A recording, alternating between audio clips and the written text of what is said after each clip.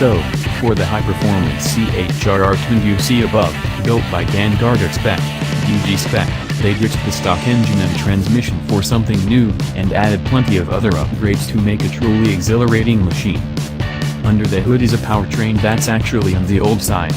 It's a 2-ASFE engine and Toyota E-Series 5-speed manual transmission, both of which have been used in multiple Toyotas and the original Scion TC. The 2.4-liter engine is in stock, with forged internals, a titanium and Inconel valve train, and a Garrett turbocharger setup producing 23 pounds per square inch. The transmission isn't quite stock either, as it features an OS Giken limited slip differential. The end result is a little 600 horsepower monster, which is as much as the Nissan Juke-R 2.0, and more horsepower than the first version of the Juke-R. Toyota also claims this powertrain will rocket the little crossover to 60 miles per hour in just 2.9 seconds. The CHR tune should also stop as well as it accelerates. Up front are 4-piston Brembo calipers with 14-inch rotors.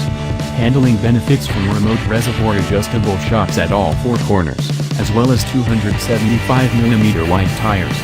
The various aerodynamic additions such as the front splitter and rear wing all help produce about 300 pounds of downforce at speeds above 100 miles per hour. The interior has also been gutted and a roll cage, racing seats, and racing harnesses fitted.